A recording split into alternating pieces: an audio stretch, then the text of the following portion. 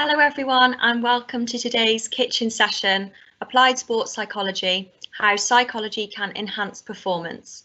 My name's Grace and I'm a HE advisor here at the University of Chester, and today I'm joined by Professor Moira Lafferty, Deputy Head of the School of Psychology, who's going to be delivering the session shortly. I'm also joined by Claire and Hayley, who are busy working behind the scenes today. I'll start by reassuring you that your video and audio are not shared at all during the course of this session. And in terms of how today's going to work, I'm going to be shortly handing over to Moira. During the presentation, you'll be able to ask questions in the chat function on the right-hand side of your screen. You can ask questions anonymously if you wish. You just need to have ticked the box to say that you wish to be anonymous. You can also like other questions that people may have asked, and you may want to answer any questions that Moira may ask just by responding in that same chat function as well. Hayley, who is a level 4 year tutor, will also be asking Moira all of your questions at the end of today's session. So that's everything from me, so I'll hand over to you, Moira. Thank you. Can everyone hear me all right? Are we good to go? Okay, welcome everyone, and today I'm going to talk about how psychology can enhance performance, how we use psychology in the sporting environment when we're working with athletes, when we're working with coaches or significant others. I thought it'd be really interesting as we start to give you a little bit of background about myself and some of the sports that I work with. So I'm a HCPC registered sports psychologist, so that means I'm allowed to use the title, protected title of sports psychologist, and work with athletes. I'm a BPS chartered psychologist, and to give you an idea, I've worked with British Colleges Sport, British Dressage, the Rugby Football Union for women, and various other sports organisations. So in terms of sports, I've worked with everything from dressage through to rugby, and a lot of junior sports in between, including special needs Olympics teams and Atlantic rowers. So the role of the sports psychologist and our application of psychology is really diverse and covers literally every sport you can think of. Even if you're into e-gaming now, we are doing sports psychology for gamers. So we are applying our sports psychology knowledge in a whole host of different areas. So how do we define sport and exercise psychology? What am I really talking about? Well, I'm talking about how we apply the scientific study of people and their behaviours in sport and exercise contexts and practically apply that knowledge. So as a sports psychologist, what I'm trying to do is enhance performance and also critically psychological well-being of everyone in the sporting environment. So we work as applied sports psychologists with everyone from junior right through to senior athletes and at varying points in their career. So let's just look at that a little bit further. So when I think about the areas of interest and work that the sports psychologist works in, obviously centrally we work with the performer or the athlete, and that can be at an individual, club, team or squad level, and like I've said, from junior right the way through to senior. And that can be at different from regional through to international, and what we call duration specific, so it can be long term, short term, or even just for major competitions. So for example, I've been out to New Zealand on a tour supporting teams on an international tour, and that was a short duration 5-week deployment, if you want to call it that. Critically though, we also work with parents, coaches, team managers, partners, significant others, because they all play a role in supporting the athlete and the athlete's performance. We can also work with the organisation, and we've got to be cognizant at all times. So we've really got to understand the structure and the environment and the culture of the sporting performance and the context in which that's happening. So as a sports psychologist, I can work directly with the athlete or in a myriad of different ways, always using the psychological knowledge that I've got. So why sports psychology? Well, psychology gives us, or can be called, the hidden ingredient.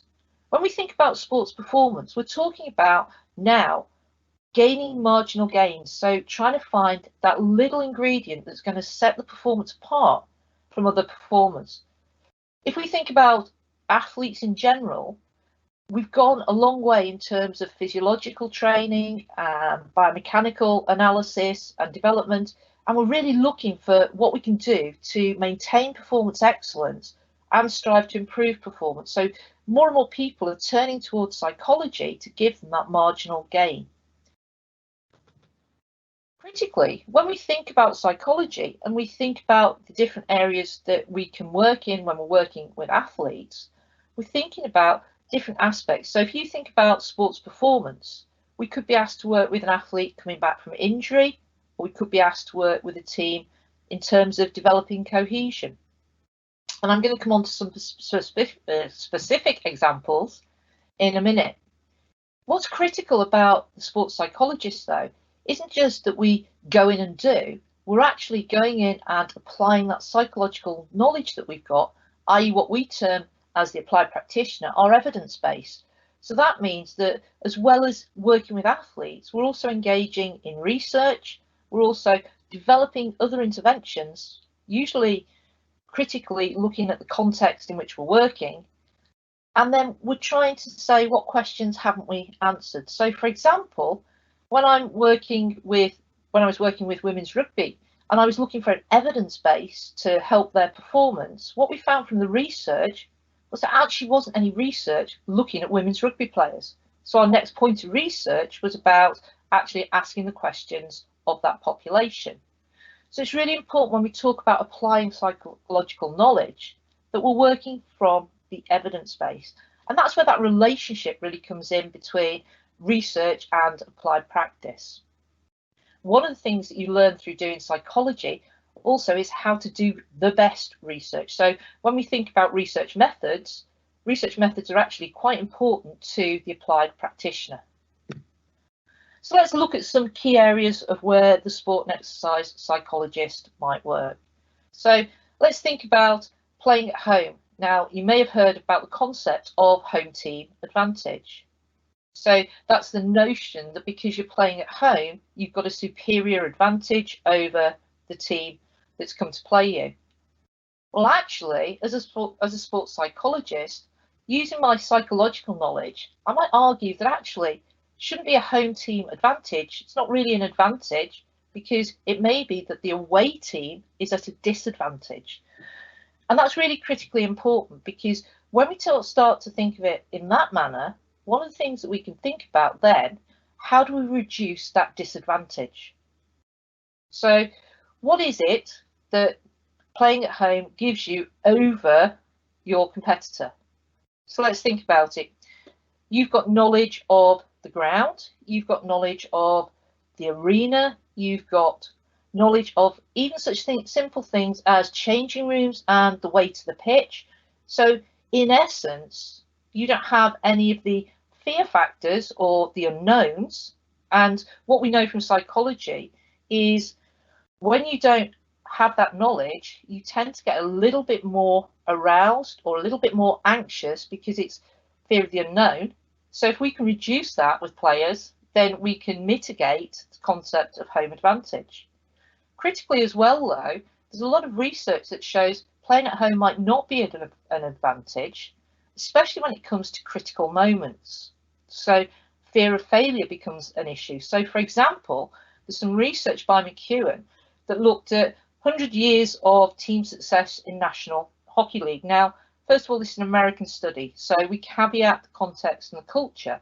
But what it did say was in high stakes moments, so maybe that's in extra time or overtime, where it's crucial to win the game, the home team actually, when they looked across all the years, failed to score, and it was the away team that scored. The concept of maybe the home team felt more pressure from the crowd being at their home base, not wanting to lose, whereas the other team felt there was more to gain by actually going out and performing. So lots of different things that we can think about when we look at how we can apply psychological knowledge to performance. Critically, if we're thinking now, one of the key things that we'd be working on as the applied sports psychologist, if we were looking at the Six Nations, is the fact that the empty stadiums. So has COVID mitigated any form of advantage or disadvantage? So critically, we always think in the present moment as well, looking at the contextual factors that influence performance.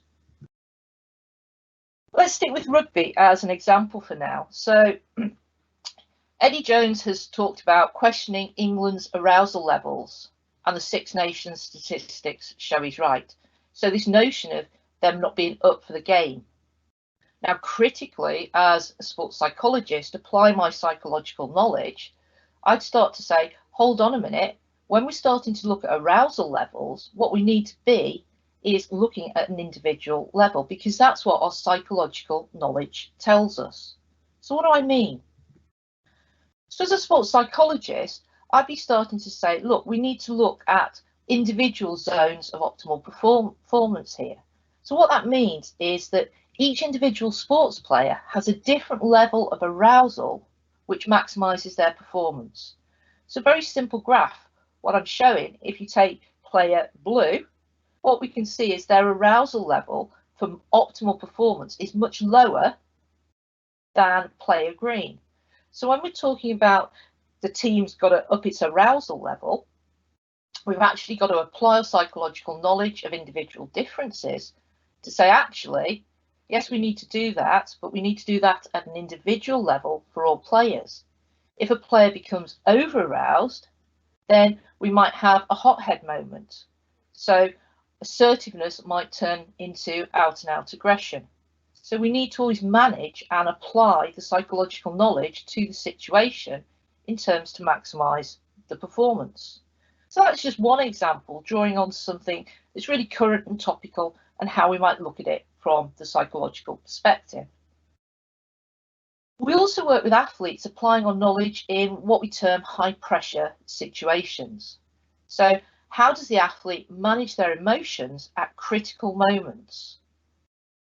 The final putt to win the championship, the penalty kick that secures your team's win, especially if you're moving from that team position to the individual position of being the penalty taker. How do you manage your emotions knowing that the whole squad is thinking, go on, score, you've got to score, you've got to score. So looking at how we can work in pre-performance routines to lower anxiety, to maintain focus, and ultimately to perform well. So we can look at different high pressure situations and apply our knowledge of arousal and emotional control to actually influence performance. We also look at team cohesion. So this is where we draw on our social psychology knowledge to look at how teams perform and how we can maximise the team cohesion, how well they can work together and how well they can support each other. So we think about cohesion as being both a task orientated and a social cohesion. So we're not saying every member of the team needs to really like each other, but actually they need to work together for the maximum output. A lot of times coaches will say there's no I in the team, and you've probably heard that, but actually that's actually wrong if we look at it from a psychological point of view, because there is an I in the team, there's a collection of individuals in that team, and each individual needs to play their part, maximise their potential for the team to perform. So we've always got to think about how we maximise team performance from an individual through to the team.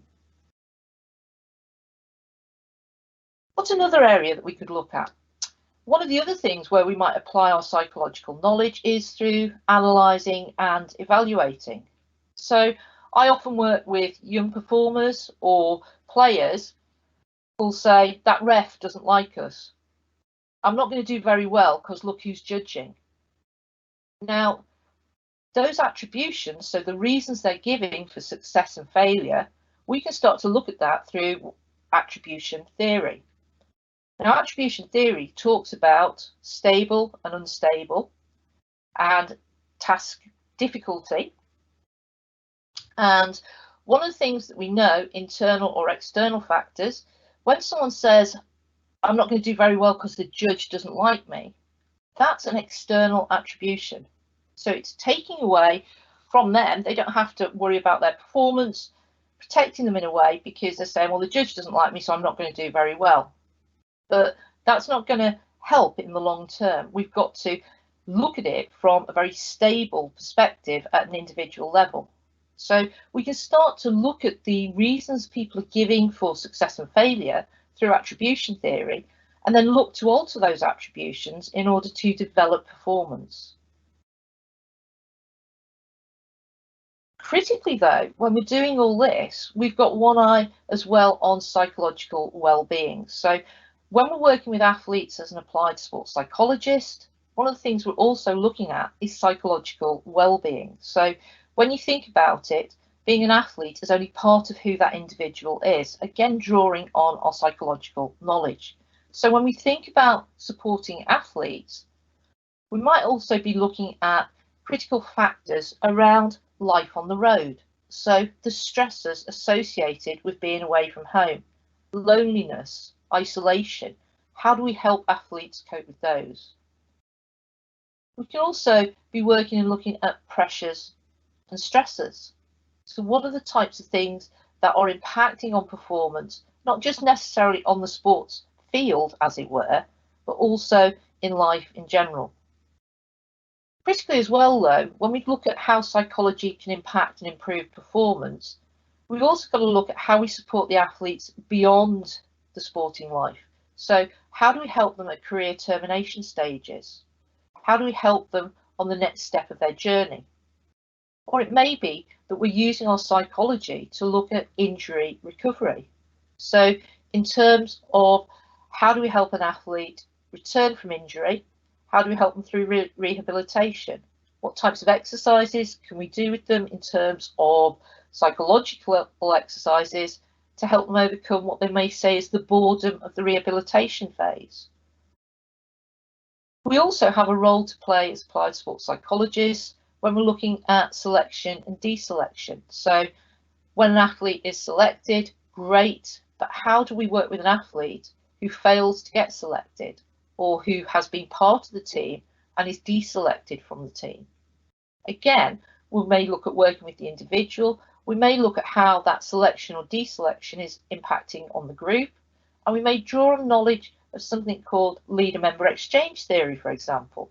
Now, that's a theory from psychology, which talks about how we can work, how group members are satisfied or dissatisfied with relationships in the group and relationships with their leaders. Critically, when we're working with athletes in the UK, we're also sometimes looking at how we support the athlete when they've got a dual career or dual role. So looking at the fact of when the sport isn't funded and the athlete may be working and trying to be the sports performer at the same time. So time management becomes a real critical issue there. And we may draw on motivational theory to look at goal setting and other critical aspects. So when we think about how psychology is used to enhance performance, it's not just used to enhance performance at the moment of competition, but actually psychology supports the athlete through the athletic journey. So as I draw this to a close, what I've done there is given you links to 2 articles that are freely available that we've written in the last 12 months. The first one's about supporting youth athletes, and the bottom one is about supporting athletes. So it's guidance for athletes about how during COVID you can use psychology to maintain performance and well-being. I hope I've given you some insight into how psychology can be applied, and obviously any questions are welcome. Thanks, Moira. That was a really interesting talk. So it's great to see how we can apply psychology to sport. Just one question to just start off, just out of interest. Do you have a favourite sport yourself? Do I have a favourite sport? My favourite sport is rugby. For any dressage people listening to this, I'm sorry. But yeah, my favourite sport is rugby. Okay, excellent.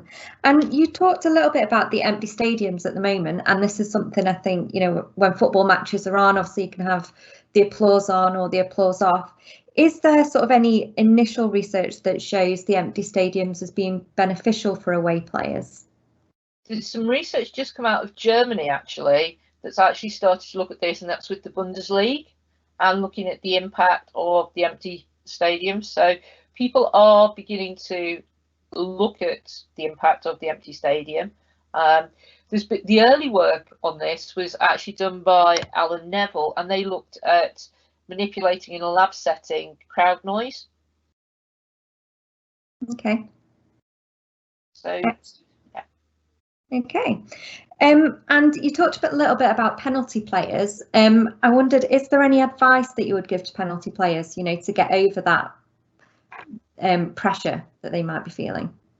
I think one of the things for penalty takers is to always have a good, what we call pre-performance routine, so that you're not altering how you're walking up to the ball, how you're standing, what you're thinking prior to taking the penalty kick. So it's always to develop a routine, and that routine starts off in the practice field, and then you take that into the competition so that you don't alter your normative behaviours, if that makes sense.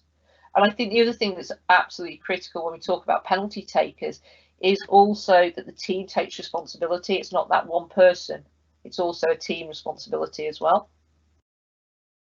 So following on from that, actually, a question about sort of individual sports versus group sports. So you talked quite a bit about psychology enhancing performance, perhaps in a group setting. Is there any difference for sports that are more individual based?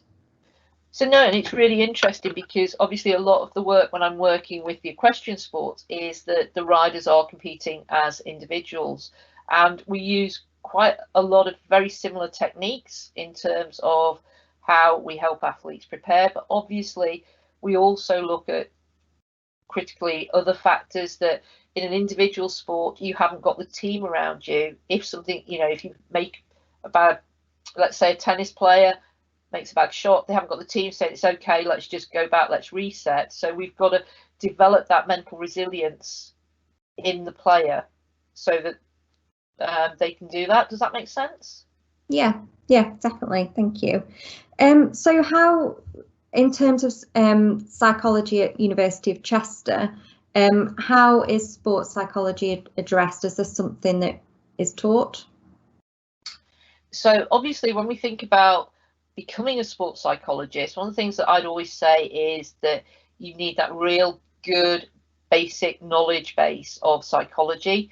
And then when we look at where we're teaching psychology, we've got it integrated at level 4, obviously, and then we've got specialist sections at level 6 as well.